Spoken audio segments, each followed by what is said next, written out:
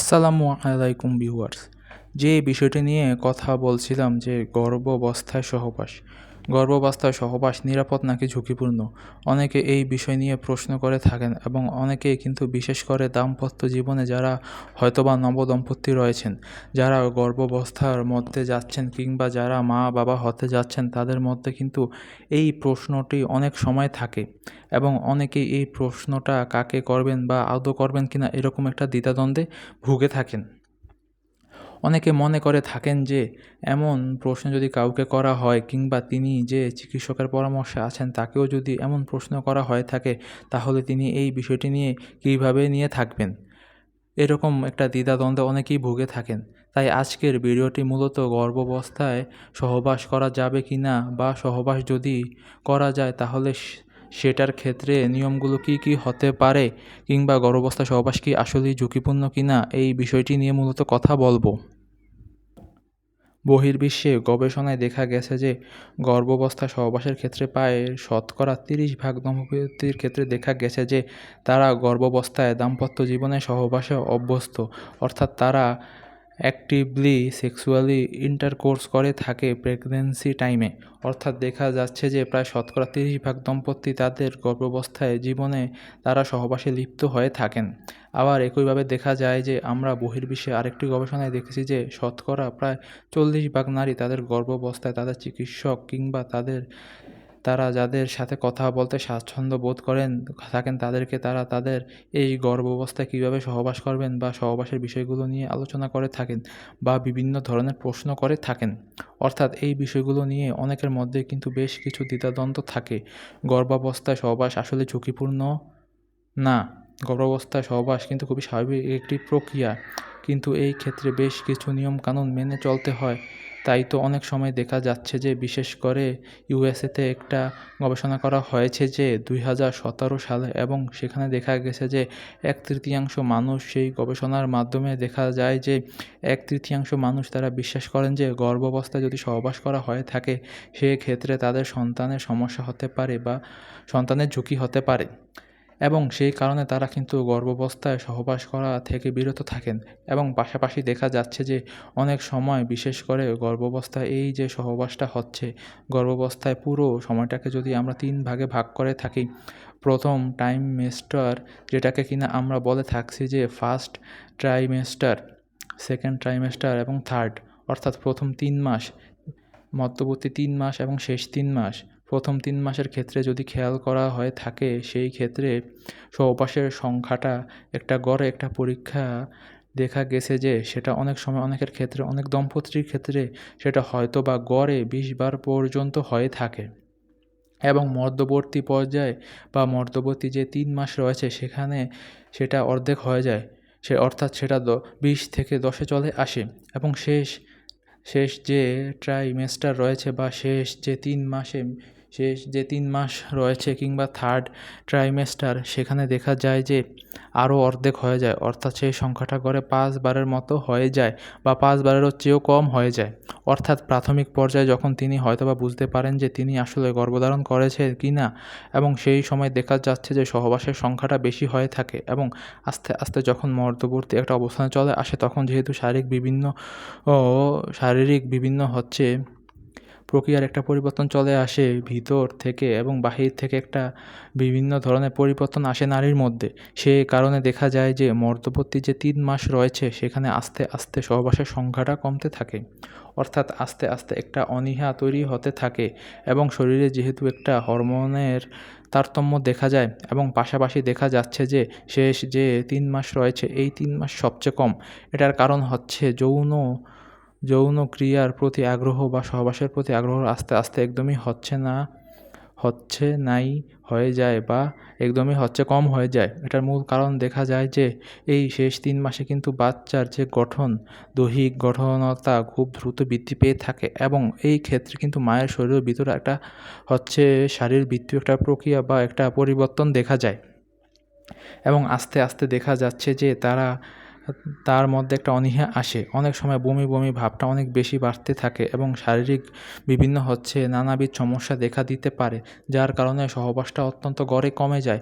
অর্থাৎ আমরা বলছি যে গর্ভ অবস্থায় যে সময়কাল রয়েছে, প্রথম ৩ মাস, মধ্যবর্তী ৩ মাস এবং শেষ ৩ মাস, এই প্রত্যেকটি প্রথম থেকে শুরু করে শেষ পর্যন্ত যত দিন আগাতে থাকবে বা বাড়তে থাকবে, সহবাসের প্রতি আগ্রহ ও অনীহা ততটা বেশি বাড়তে থাকবে। এবং আরেকটা গবেষণায় দেখা গেছে যে এই সবগুলো গবেষণা কিন্তু বহির্বিশ্বে করা হয়েছে এবং সেই গবেষণায় দেখা যায় যে গর্ভাবস্থায় দম্পতিদের ক্ষেত্রে, বিশেষ করে বেশ কিছু দম্পতিদের ক্ষেত্রে দেখা গেছে যে তাদের মধ্যে শতকরা ৫০% দম্পতি তারা গর্ভাবস্থায় সক্রিয়ভাবে সহবাসে সক্রিয় থাকছেন বা সহবাসে সক্রিয় ভূমিকা পালন করছেন। এখানেও অনেক জায়গায় কিন্তু বেশ কিছু ভ্রান্ত ধারণা রয়েছে গর্ভাবস্থায় সহবাসের ক্ষেত্রে এবং সেই কারণে কিন্তু গর্ভাবস্থায় অনেক ক্ষেত্রে সহবাসে নিরুৎসাহিত করা হয়। এটা বেশ কিছু কারণ রয়েছে। কারণ দেখা যায় যে গর্ভাবস্থায় স্বাভাবিকভাবে যে নিয়মগুলো মেনে চলার কথা ছিল, হয়তোবা অনেক সেই নিয়মগুলো মেনে চলছেন না এবং যার কারণে দেখা যায় যে তিনি এমনিতেই স্বাস্থ্য ঝুঁকিতে থাকেন। এবং এছাড়া দেখা যাচ্ছে যে অনেকের ক্ষেত্রে, বিশেষ করে বহির্বিশ্বে আরেকটা গবেষণায় দেখা হয়েছে এবং সেই গবেষণায় দেখা গেছে যে 1/3 দম্পতি তারা শেষে যে ৩ মাস রয়েছে গর্ভাবস্থা শেষ, যে ৩ মাস রয়েছে কিংবা থার্ড ট্রাইমেস্টার, সেই ক্ষেত্রে দেখা যায় যে তারা মূলত ওই সময়টাতে তাদের সহবাস থেকে, তারা দাম্পত্য জীবনে সহবাস থেকে বিরত থাকেন, যেটাকে আমরা বলে থাকছি যে দাম্পত্য জীবনে সহবাস থেকে তারা একদমই বিরত থাকছেন, যেন সন্তানের ক্ষেত্রে কোনো ক্ষতি না হয় বা ঝুঁকি না হয়ে থাকে। এটাও কিন্তু একটা গুরুত্বপূর্ণ বিষয়। তবে কেন আসলে গর্ভাবস্থায় এই যে সহবাসকে নিরুৎসাহিত করা হচ্ছে বা কেন এই ভ্রান্ত ধারণা, কী কারণে, সেই বিষয়গুলো কিন্তু জানা উচিত। আমরা বলে থাকি যে একজন গর্ভস্থ শিশু যখন গর্ভে থাকে তখন শিশুটি আমরা যদি বেলুনের সাথে তুলনা করে থাকি যে অ্যামনিওটিক ফ্লুইডের ভিতরে শিশুটি থাকে, অর্থাৎ এটা কিন্তু একটা বেলুনের মতো এবং শিশুটা কিন্তু সেই বেলুনের ভেতর থাকে এবং সেই বেলুনের যে পর্দাটা রয়েছে সেটা কিন্তু শিশুকে বাহিরে যে আবরণ রয়েছে বা বাহিরের পরিবেশ থেকে সুরক্ষিত রাখে। অ্যামনিওটিক যে মেমব্রেন বা ফ্লুইড রয়েছে বা অ্যামনিওটিক মেমব্রেন বা পর্দা যেটা, সেটা কিন্তু বাচ্চাকে বাহিরের পরিবেশ থেকে সুরক্ষিত রাখে এবং এটা কিন্তু খুব সহজে শুধু সহবাসের কারণেই এই পর্দাটা কিন্তু ফেটে যাওয়ার বা ছিঁড়ে যাওয়ার বা নষ্ট হয়ে যাওয়ার সম্ভাবনা থাকে। আর পাশাপাশি দেখা যায় যে গর্ভস্থ শিশুর ক্ষেত্রে অনেক সময় শিশু যেহেতু জরায়ুর ভিতরে থাকছে এবং সেখানে যে সার্ভিক্স রয়েছে সেটার মুখটা কিন্তু গর্ভাবস্থায় বন্ধ থাকে এবং যখন একজন মা বা যখন একজন বাচ্চা প্রসবের দিকে যেতে থাকছেন বা বাচ্চা ভূমিষ্ঠ হতে যাচ্ছে, তখন কিন্তু আস্তে আস্তে এই সার্ভিক্সের মুখটা খুলতে থাকে। তো যেহেতু সার্ভিক্সের মুখটা আসলে বন্ধ থাকে, সেই ক্ষেত্রে কিন্তু গর্ভাবস্থা যখন সহবাস করা হয়ে থাকে তখন কিন্তু আসলে সার্ভিক্স পর্যন্ত সচরাচর পুরুষ লিঙ্গ যাওয়াটা সম্ভব হয়ে থাকে না, অর্থাৎ সেই পর্যন্ত পৌঁছায় না, যার কারণে কিন্তু বাচ্চা সুরক্ষিত থাকে।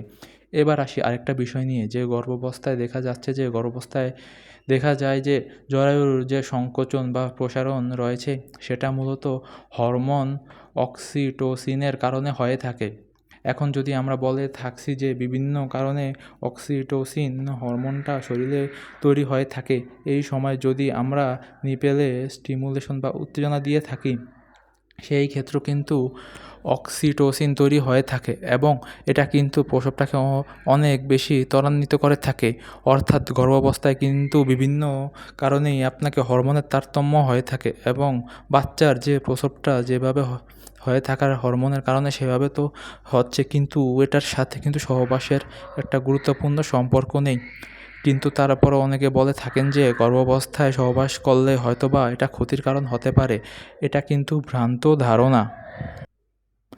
আপনি যদি সঠিক নিয়ম মেনে সহবাসে লিপ্ত হয়ে থাকেন গর্ভাবস্থার ক্ষেত্রে, সেই ক্ষেত্রে কিন্তু মা ও শিশু এবং বাচ্চা এবং দাম্পত্য জীবনে সব কিছু কিন্তু সঠিকভাবে থাকে।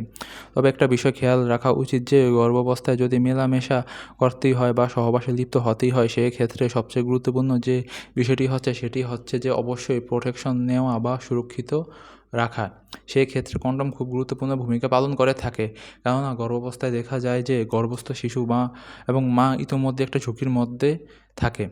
সেক্ষেত্রে যদি আপনি কন্ডোম ব্যবহার না করে গর্ভাবস্থায় যদি আপনি সহবাসে লিপ্ত হন, অনেক ক্ষেত্রে কিন্তু সেক্সুয়াল ট্রান্সমিটেড বা ইনফেকশনগুলো রয়েছে, অর্থাৎ যৌনবাহিত যে জীবাণুগুলো রয়েছে সেগুলো দ্বারা কিন্তু মা এবং বাচ্চা দুজন খুব সহজেই সংক্রমিত হতে পারে এবং তারা যৌনবাহিত যে রোগগুলো আছে সেগুলোতেও ভুগতে পারে। যার কারণে বলা হয়ে থাকে যে গর্ভাবস্থায় যদি সহবাসে লিপ্ত হতেই হয় সেক্ষেত্রে অবশ্যই উচিত কন্ডোম ব্যবহার করা।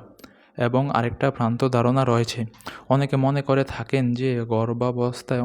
করে থাকেন যে মিসক্যারেজ, যদি গর্ভাবস্থায় কেউ সহবাসে লিপ্ত হন সেই ক্ষেত্রে মিসক্যারেজ বা বাচ্চা নষ্ট হওয়ার যে একটা সম্ভাবনা থাকে, এটা একটা ভুল ধারণা। আসলে মিসক্যারেজ বা বাচ্চা নষ্ট হওয়ার এটা নির্ভর করে বাচ্চার শরীরবৃত্তীয় যে প্রক্রিয়া রয়েছে বা মায়ের যে শারীরবৃত্তীয় প্রক্রিয়া রয়েছে, বাচ্চার যে গঠন রয়েছে। আস্তে আস্তে আস্তে আস্তে বাচ্চা যে মায়ের গর্ভে যে আস্তে আস্তে যে বড় হচ্ছে সেই বিষয়টার উপরে আসলে নির্ভর করছে। এটার সাথে কিন্তু সহবাসের খুব একটা সম্পর্ক নেই। অর্থাৎ গর্ভাবস্থায় সহবাস কিন্তু স্বাভাবিক একটি প্রক্রিয়া এবং এটাতে স্বাস্থ্য ঝুঁকি নেই। তবে আমরা নিরুৎসাহিত এই কারণ করে থাকি যে অনেক সময় দেখা যাচ্ছে যে মা এবং গর্ভস্থ শিশু হয়তোবা দেখা যায় যে তারা বিভিন্ন ধরনের সমস্যায় ইতোমধ্যেই ভুগে থাকেন এবং যার কারণে তাদেরকে অতিরিক্ত সতর্কতার কারণে তাদের নিরুৎসাহিত করা হয় গর্ভাবস্থায় সহবাসের ক্ষেত্রে।